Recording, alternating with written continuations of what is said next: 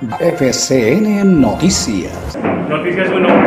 Si fuera presidenta, ¿qué otros alcances harías para la frontera, para el control? Muy importante, además del control, el desarrollo de la frontera. Hace 4 años acá recorriendo norte, justamente con el senador Corso y con el doctor Juan Carlos García Herreros, que estaba en ese momento en su campaña a la gobernación, y también con nuestro concejal Víctor Suárez, les dije que este país necesita un Ministerio de Fronteras. Son demasiados los departamentos fronterizos sin desarrollo. Hoy lo de la migración es apenas una circunstancia. Lo grave acá es la falta de desarrollo, la falta de presencia de Estado, la falta de empresas, la falta de trabajo en los departamentos de frontera. Es totalmente inaceptable que hoy tengamos en Cúcuta una de las tasas de desempleo más altas, casi que el doble de la media nacional, y tenemos que corregir esa situación. Aquí hay que hacer inversión en vías, aquí hay que generar estímulos para que se localicen más empresas. Y el tema de la migración, que es una coyuntura, pues tenemos que resolverlo en primer lugar con un liderazgo del gobierno colombiano, buscando que los demás países de América Latina asuman una parte de la migración venezolana. Esto es algo que propuse hace un año en la Asamblea de la ANDI. Colombia debe hacer lo que hizo Alemania en la Unión Europea, pedir que cada uno, Brasil, Argentina, Chile, asuma una cuota de 100.000, 150.000, 200.000 venezolanos de los que están viniendo en esta tragedia humanitaria que tiene Venezuela, porque lo que es cierto es que Colombia no se puede echar sobre sus hombros sola la migración venezolana, porque si asumimos nosotros solos esa tragedia humanitaria, nos va a terminar hundiendo también a nosotros. Hoy necesitamos promover esa cooperación internacional, cuotas de migrantes en cada uno de los países, y presionar a nivel internacional para que se restablezca la democracia en Venezuela, que eso es lo más importante de todo. ¿Cómo será el funcionamiento del Ministerio de Fronteras? Para el Ministerio de Fronteras, de hecho, es un proyecto de ley que presenté yo en el año 2007, siendo senadora, porque tenemos que lograr esa visión de desarrollo. Tanto las fronteras terrestres como las fronteras marítimas de Colombia están en el abandono total. Estamos desaprovechando el potencial que tenemos de conectarnos con los mercados de los países vecinos o con los mercados que están en el otro extremo del mundo, como sucede, por ejemplo, con la frontera pacífica. ¿Qué tenemos que hacer? Generar condiciones tributarias especiales para que se establezcan empresas en las zonas de frontera. En una frontera viva como la que tenemos con Venezuela, habría montones de empresas y de actividades que podrían tener un buen resultado económico, porque además necesitamos fortalecer y formalizar toda esta actividad en las fronteras. El Ministerio de Frontera además tiene que garantizar que haya un plan para lograr resolver todas las necesidades básicas insatisfechas, porque las poblaciones de frontera son los que tienen los más altos niveles de necesidades básicas insatisfechas. Se sabe que hay guerrilleros, hay venezolanos que están participando en las guerrillas venezolanas, tanto la disidencia de las FARC como el EPL. ¿Cómo manejar este tema o qué decir? No, yo creo que acá no hay un tema que sea casual. Esto no es una cosa que esté sucediendo de un momento a otro. Aquí nosotros tenemos que entender en Colombia que sí hay un plan para poder integrar todo ese famoso socialismo del siglo XXI con la actividad terrorista de las guerrillas colombianas. Por eso siempre insistimos en que una negociación con las FARC tenía que ser una negociación que diera absolutas garantías de que no se iba a reproducir el día de mañana esa actividad con otro brazalete o en otro lugar. Hoy por hoy Colombia tiene que entender que hay un problema serio de defensa nacional, de amenaza a la seguridad de los colombianos, porque Venezuela está con los cabecillas del ELN desde siempre, eso no es nuevo. En Venezuela están las disidencias, supuestas disidencias de las FARC, que son el brazo armado de las FARC. En Venezuela está el narcotráfico en su expresión más dura, porque están allí, y esto afecta terriblemente a Norte, porque no podemos permitir que Catatumbo siga siendo el principal punto de producción de coca hoy por hoy en Colombia, y todo esto está conectado con el narcotráfico que hay en Venezuela, saliendo desde Venezuela, y por esa razón entonces el manejo a esto hay que darlo primero exigiéndole, como parte de la política exterior nuestra, al Consejo de Seguridad de Naciones Unidas que haga valer la resolución 1372 del Consejo de Seguridad, que prohíbe a cualquier país miembro de Naciones Unidas el dar abrigo, apoyo de cualquier naturaleza a los grupos terroristas. El ELN sigue siendo un grupo terrorista. La FARC es un grupo terrorista en su brazo armado o en sus supuestas disidencias. De tal manera que tenemos que lograr con cooperación internacional que se frene la actividad que desde Venezuela se está haciendo contra Colombia y que genera, repito, un riesgo de seguridad nacional. ¿Cómo es el tratado de paz entre el gobierno y la FARC? ¿Cómo? El tratado de paz entre el gobierno y la FARC. Yo siempre he dicho que ese fue un acuerdo mal hecho, un acuerdo que dejó unos huecos, unos agujeros negros muy grandes para la democracia colombiana. Ese es un acuerdo al cual hay que preservarle lo único que realmente tiene para preservar, que es la desmovilización de 4.000 o 5.000 hombres. No sabemos en realidad cuántos se mantienen desmovilizados, porque muchos de ellos se han salido de los campamentos, de las zonas temporales, de los sitios temporales, de tal manera que esos que están desmovilizados hay que mantenerlos fuera del conflicto. Pero otra cosa distinta son los principales responsables de crímenes de lesa humanidad. La pretensión de ellos de tomarse el poder en Colombia a través de la política no la vamos a permitir. Eso hay que reformarlo en ese acuerdo. Y esa parte de ese acuerdo reformado yo la voy a someter al referendo del pueblo colombiano. Ese referendo que nos quedó debiendo el presidente Santos lo voy a someter yo al pueblo colombiano, porque al acuerdo hay que hacerle reformas, entre otras la de los militares. Es totalmente inaceptable que nuestros militares estén en condiciones desventajosas en materia de justicia frente a los criminales de lesa humanidad. En mi gobierno la señal a los militares va a ser una y va a ser inequívoca. Ustedes tienen todo el apoyo del gobierno para cumplir su misión constitucional y legal, que es salir permanentemente a defender la seguridad del pueblo colombiano, la integridad del territorio y prevenir cualquier amenaza de tipo internacional contra Colombia. La preocupación, doctora, que es ¿cómo que combatir llegue... la inseguridad aquí, en este caso en Norte de Santander, ya que somos una de las ciudades o regiones más inseguras en estos momentos a nivel nacional? Precisamente con una fuerza pública que reciba el apoyo del gobierno, con una fuerza pública a la que se le exija los resultados necesarios en materia de inteligencia, en materia de prevención y en materia de acción y reacción contra cualquiera que sea la amenaza contra los ciudadanos, porque tanto es una amenaza el hurto y los grupos de delincuencia organizada en las zonas urbanas, como también los grupos que hacen acciones de mayor dimensión y acciones terroristas en las zonas rurales. Esto con inteligencia y con una acción permanente de la fuerza pública tenemos que lograr controlarlo. Y otra cosa, es que el mensaje a la fuerza pública tiene que ser una acción permanente, siempre respetando los derechos humanos, siempre respetando las normas del derecho internacional humano, porque nosotros vamos a tener siempre una fuerza pública apoyada, pero también legítima, y la legitimidad depende del respeto a los derechos humanos.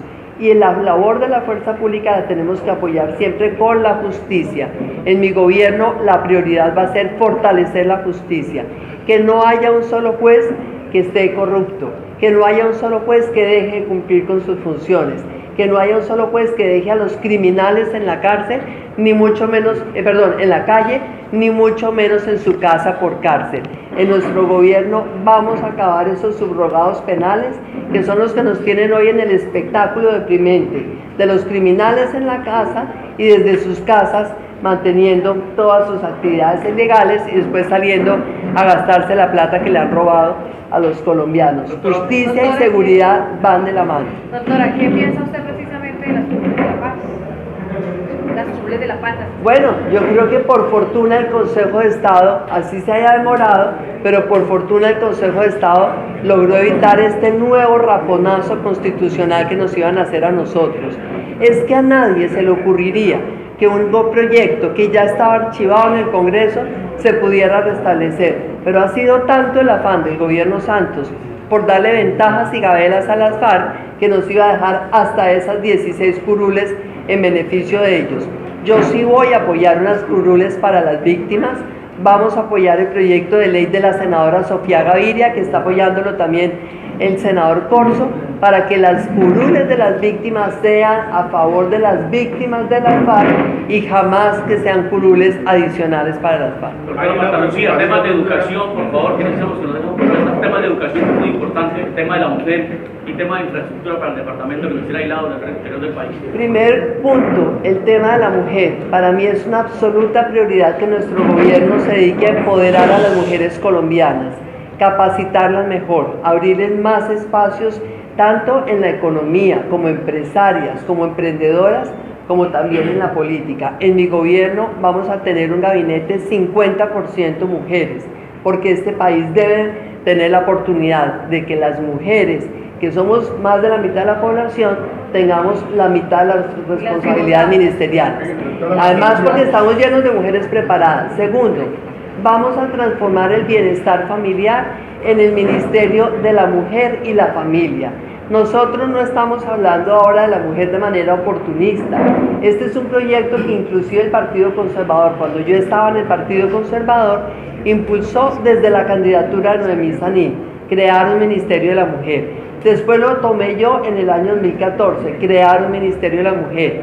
Esta vez lo que vamos a hacer es transformar el bienestar familiar en este Ministerio de la Mujer y la Familia, para darle también a la familia colombiana toda la protección y todo el apoyo y promoción por parte del Estado colombiano. Punto número 2, educación. En materia de educación nosotros tenemos que lograr mantener las cosas que están funcionando. Yo creo que el programa de 0 a Siempre es un programa que vale la pena sostener porque es un programa valioso. En segundo lugar, tenemos que lograr realmente mejorar la calidad de educación primaria y secundaria. Nosotros tenemos que unificar el pensum. Vemos que hay secretarías de educación a nivel municipal que están muy rezagadas y por eso vemos que en las pruebas de saber hay sitios, hay departamentos que están bastante rezagados. Tenemos que subir el estándar de educación primaria y de educación secundaria, y nosotros en nuestro gobierno, yo me comprometo a que todos los niños de Colombia van a tener acceso a una carrera técnica, tecnológica o universitaria.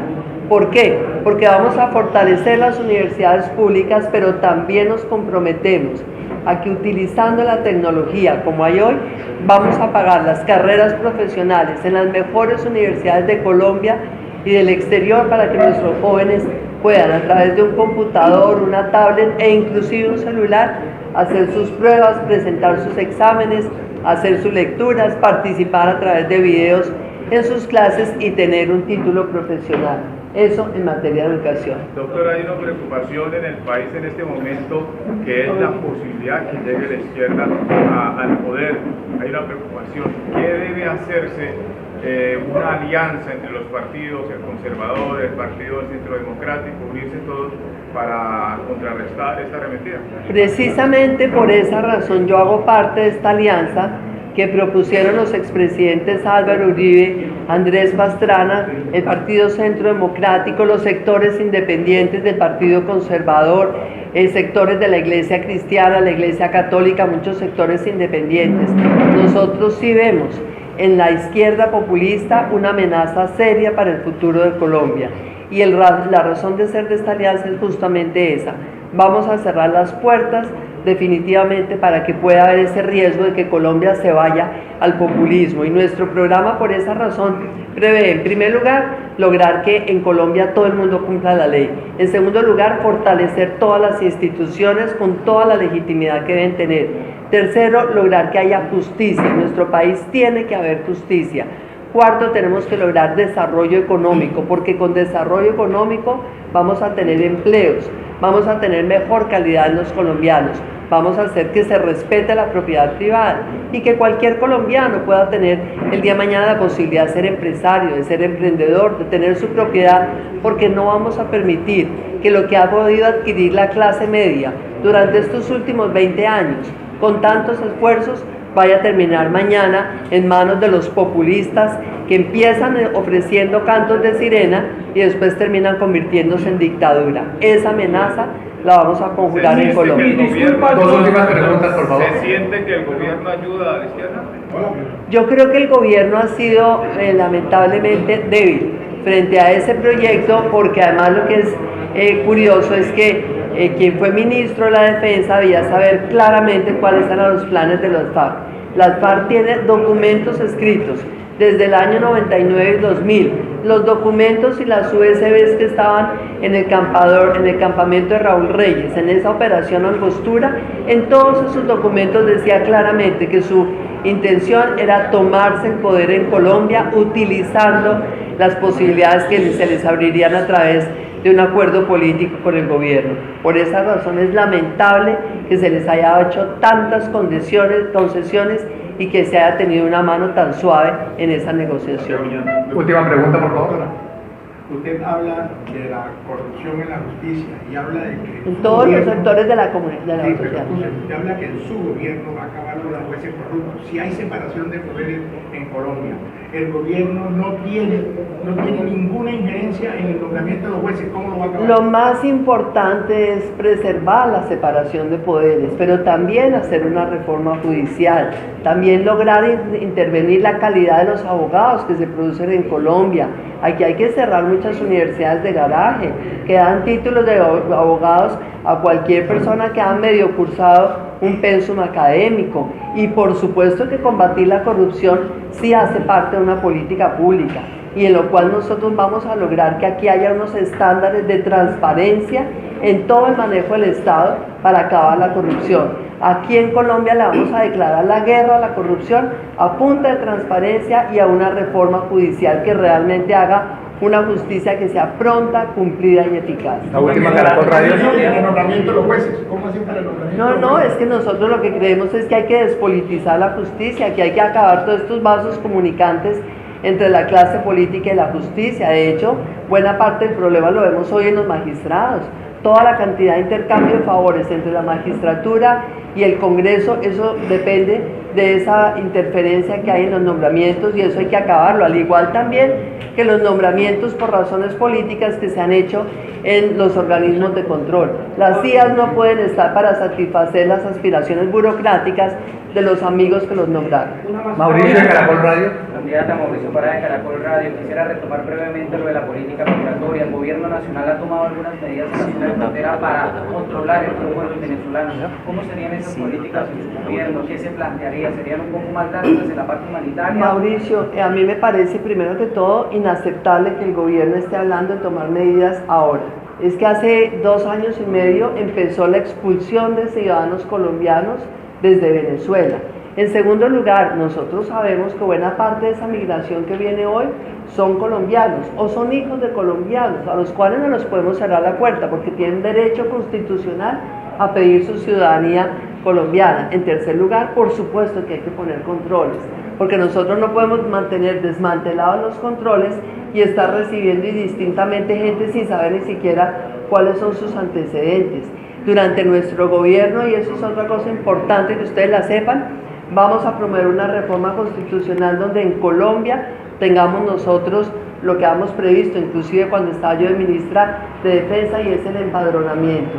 Aquí todos los colombianos tenemos que tener la absoluta claridad de saber que el territorio colombiano nos da libertad de circular y a donde queramos vivir podemos vivir, pero cada colombiano tiene que ir a una alcaldía y decir: aquí estoy yo, soy fulano de tal, esta es mi actividad, porque aquí lo que no puede suceder es un Estado que ha desmantelado todos los controles y nos deja a veces en manos de delincuencia, nos deja a veces en manos de grupos organizados para atentar a la seguridad de los colombianos. En la inmigración de Venezuela la recibiremos, digamos, haciendo esas dos distinciones. Una cosa son los colombianos que vienen, otra cosa son los venezolanos a quienes por razones humanitarias nosotros les demos abrigo, una residencia temporal que será máximo 1 año y medio, 2 años, a los que se les pueda dar un permiso de trabajo, pero acá hay que reconocer, la prioridad son los colombianos. Nuestra prioridad tiene que ser los colombianos que están hoy pasando necesidades de empleo, de salud, tantos problemas graves que existen en el pueblo colombiano. Entonces, por eso insisto, a la migración venezolana no nos la podemos echar solos nosotros sobre nuestros hombros porque nos van a ahogar.